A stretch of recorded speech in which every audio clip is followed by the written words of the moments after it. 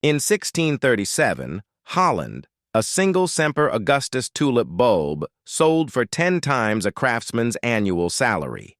The market collapsed in a single afternoon, bankrupting thousands overnight.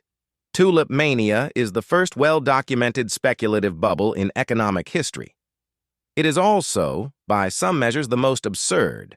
The commodity that lost 99% of its value in days was a flower bulb.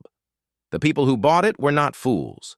They were participating in a market logic that made perfect sense until the moment it didn't. Tulips arrived in the Netherlands from the Ottoman Empire in the late 1500s. The Netherlands, in the early 17th century, was one of the wealthiest societies in the world, the Dutch Golden Age, driven by trade, banking, and the operations of the Dutch East India Company. There was a large, affluent middle class with money to spend on status goods.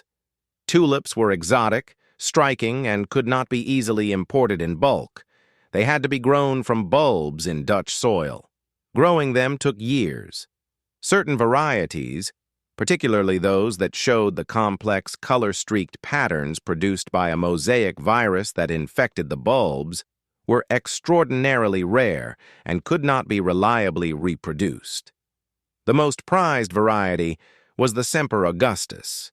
It had white petals with brilliant red or purple flames of color that spread across each petal. Growing one required a specific bulb, several years of cultivation, and significant luck. At the peak of the market, a single Semper Augustus bulb sold for 6,000 florins, roughly the price of one of Amsterdam's prestigious canal houses. Tulips became status objects of the first order. Possessing a rare variety was a signal of wealth and taste. The wealthy bought them. The middle class bought them as investments. And then, the market began to develop financial instruments. By the 1630s, tulip bulbs were being traded in futures contracts, agreements to purchase a bulb at a future date at a fixed price. This meant you could buy and sell tulip bulbs that hadn't yet bloomed, or even bulbs still in the ground, without any physical exchange of product. The futures market allowed people with relatively small capital to participate in the tulip trade. A carpenter or a weaver could buy a contract on a future bulb delivery, wait for the price to rise, sell the contract, and pocket the difference, without ever touching a tulip. As more people entered the market, prices rose. As prices rose, more people entered to capture the gains. By the winter of 1636 to 1637, ordinary working people, craftsmen, farmers, traders, were selling household possessions and investing in tulip contracts. The prices were rising so fast that the returns looked irresistible. Semper Augustus bulbs, rare two-tier exotic flowers in a European winter, were being exchanged at values that exceeded the annual income of a skilled professional many times over. In February 1637, in the city of Haarlem, a scheduled tulip auction failed to attract buyers at the expected price. It is not entirely clear why this particular auction failed. The participants who had agreed to attend either didn't show or wouldn't bid at the going rate. The bulbs sat unsold. Word spread. In markets built on the shared belief that prices will continue to rise, the moment that belief wavers is catastrophic. If buyers are uncertain, they wait. If buyers wait, prices fall. If prices fall, sellers panic. If sellers panic, everyone with a contract tries to sell simultaneously and no one wants to buy. Within days, the tulip market had collapsed. Contracts that had been worth thousands of florins were worth a fraction of that. Some were worthless.